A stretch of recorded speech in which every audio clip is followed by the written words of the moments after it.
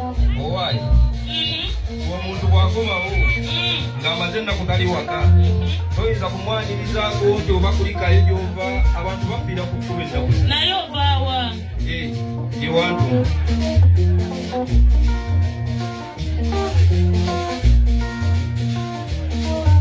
kale kulikayo ssebo gye waddukira badde simanyi nti olikyusa n'oddeeka mwezi n'ennaku ssatu tozuuka wano mulamu sserunja giyafedde kumbuuza eyo wa gy'obeera ng'ennaku zisukkulumye n'ekyokumuddamu mazima saakirabye badde ndi wano ng'otuusa okeeraganye nga n'obuwoowo bw'obunya busukkulumu nenneewuunya gyebyo bakuyonja batyo kale olabika gy'osula wayonjomata gyewava bwerabiza nondeka mu kuyumba kuno kubuulirako ng'agamba bazee wange toleeta busungu kale ne bw'oba gwe era sooka otuuleko nkubuulirire ekigenda maaso esaati ne bakubuuliranga kuyisooka oli mukazi wa kubiri nze teetwala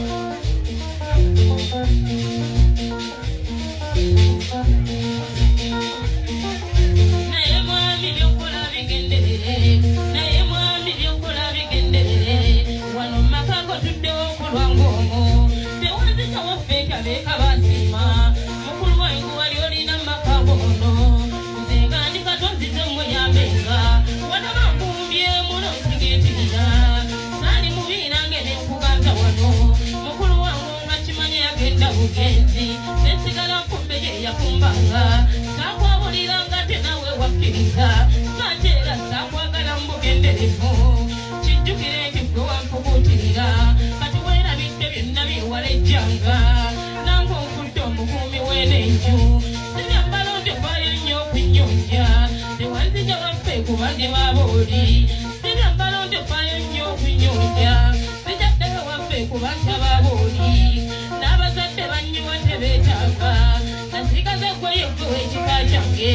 sandyagadde nnejjutale wankwana nali ndi bulungi ne baba nga twetaaya songedde bubi naye kikyamu nnyo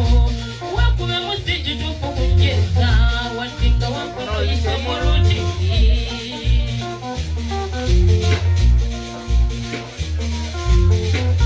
naye mukyalo okujjako nga nawe olimba naye mukyalo okujjako nga nawe olinga alwadde obwongo naninonya n'eddagala kuba bakwendala obasooka kwebuuza gana amaka gago ddala nagakwasa nokkiriza era ddala okakuumenga kiraba nnyo kimpa byakudda matumbe wano kante nkimanyi ewageriyo omuntu nange bwesisinkana abanyanga twenywera oluusi bwe butukyako okwegeragana zija ndi mugumu manye eriyo omuntu era ekituwanyisa abakyala kwerinda ibwe nsulayo awageriyo omuntu na bino byonyumya mbuno wabuulweka sinnakuba amagamuno gigyoyomba kulani gyemuwaguma watebetya n'ekyokubiri okumera embeera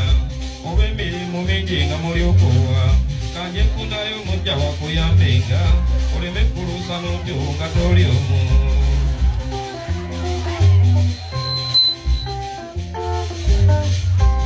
ekyokubiri okumira embeera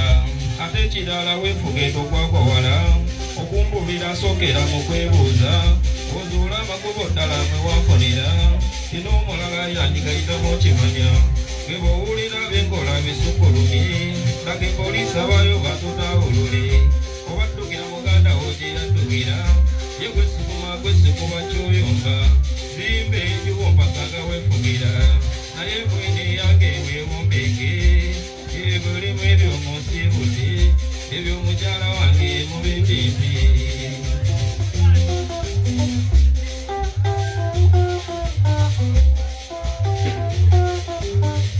njagala mbuuza nangati bazee wange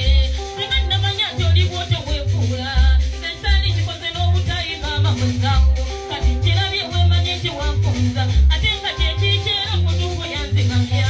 kati ayagala ateekeko omukyalo omulala era ennaku esigadde nange kunyonka byantiramu byogera mu kuntiisa era ntegadde bwe siri mukyala waka nkuuma bibyera ndi muddu wefunira yoba singa namanya nesimimwa n'owokukabira ennaku yatwawukanya nandiraze mu b'eŋŋanda abangi batyo buli omu atya okwekkiza we bakumbaganye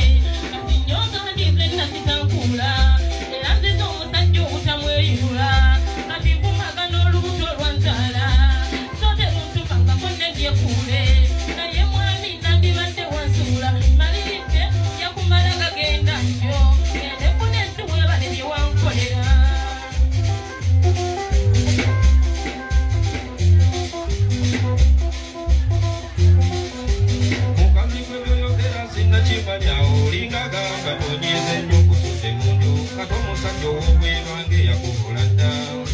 wasigula ku muganda oli kimanye wano bya mukazi wange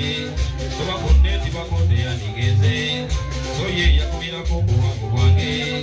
kati mpuliddewo by'oyogera ng'oyagala genda mukulu w'omuloni gyali nkomewo mondyale kati ki wegenda onoonye atalivaawo oyokolesebwa ku kiwunzi munju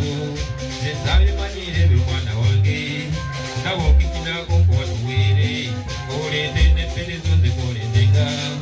oli okwolesa obukyala mu nsi nga sekiwumola kikwatulidde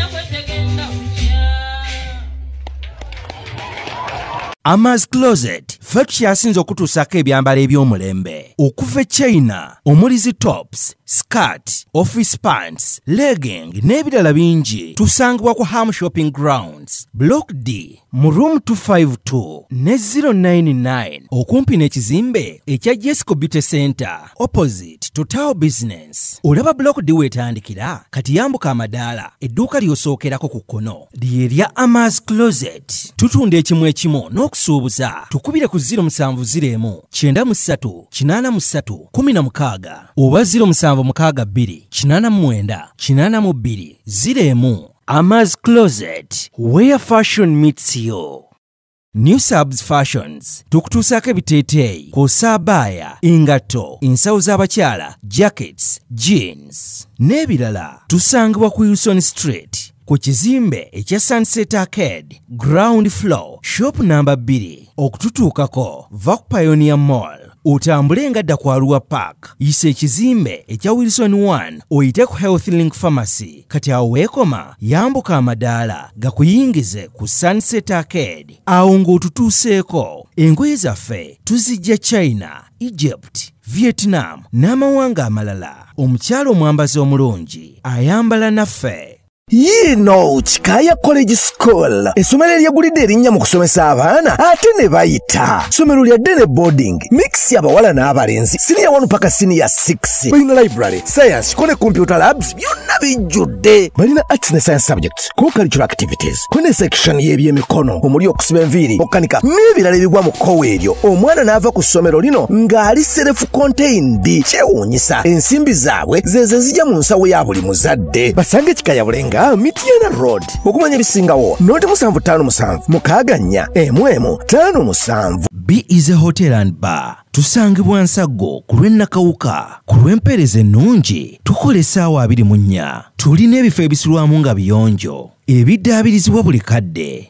ebyemizannyo ng'okulaga omupiira, okuzannya pool n'ebirala. Ebbaala ejjudde obulungi, emmere ekutuukako mangu, paakingi nnungi ate nga security eri gguluggulo. Okubuukinga n'okumanya ebisingawo kuba ku 0790 79 12 04 oba 058 98 77 34. You are not easy when you are not at B Easy Hotel and Bar. Come and experience the ultimate in comfort, entertainment and security with B Easy Hotel and Bar, Nsago, Nakauka Road.